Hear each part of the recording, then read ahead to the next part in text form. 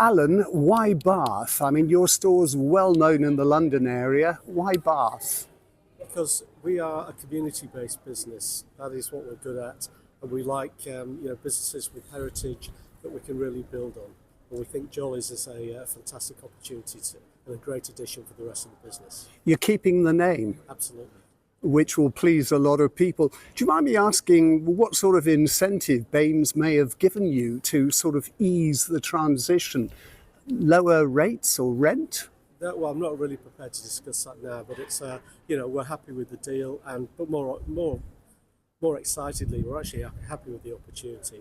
It's a fantastic store, and I have history with us as well because 11 years ago I was also working for House of Fraser at the time, and I was responsible for the last refurb at the store. So it's exciting. It's good to have the opportunity to put it back to its former glory. You know the place. I do. Now, I think I'm right in saying you won't actually be open for business until next year. There's a bit of work to do on the roof. There's a lot of work, yeah. Our landlord's replacing the roof, needs rewiring. There's a lot of quite invasive work, which means it's going to be impossible to trade up until the beginning of next year.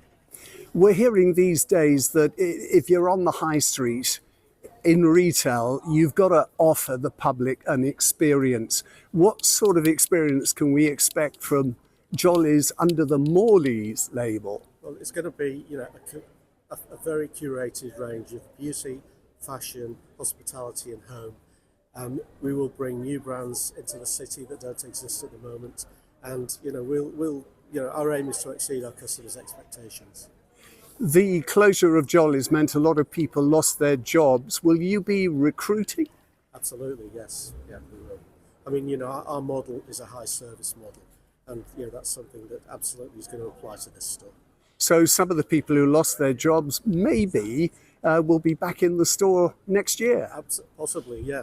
When are you likely to start recruiting? Realistically, that's going to be in the second half of this year. The store we get the store handed over to us in February 26. The plan is to open it at some point during March 26. So later in the year is probably when the recruitment campaign is going to start. Welcome back to Bath. Thank you. And Morleys, welcome to Bath. Thank you. It's very exciting, and it's an honour to be a custodian of this fantastic, historic department store. Mark, secret negotiations, I hear. Yes, we've been talking to Morleys for at least 18 months, I think. Yeah. So you've had to go through the closure of Jolly's and hold your tongue. Absolutely, it was very frustrating. We were hoping to be able to get a deal signed before Fraser's moved out, but that didn't quite come off. But I say we've been working on it for a long time now. What sort of incentives did you have to offer Morleys for them to come? A reduction of rates or rent? No, perfectly ordinary commercial negotiation. Nothing out of the ordinary. I've seen some wild stories online from the usual trolls suggesting that we bribed Morleys. This is absolute nonsense. We are going to do some work to the building, but that's because we want to invest in our asset. This is our asset, it belongs to the people of Bath. The roof needs fixing.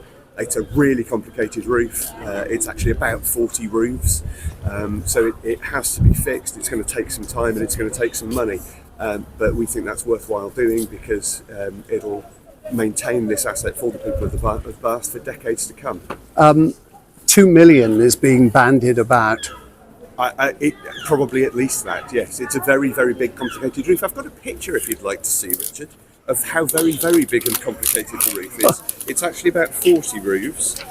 Everything inside that blue line is Morley's roof. Oh my God. So are we the ratepayers paying for that? It's coming out of council capital investment. So I mean, it's ultimately, yes, it's money invested by the council, but I think investing in an asset is a good thing to do. Is there still a future for a department store on the high street? Well, Morleys evidently think so, and they're an exceedingly capable, successful company. Their flagship store in Wimbledon, Ely's, is an amazing shop. They wouldn't be doing this unless they were absolutely sure they were in it for the long term.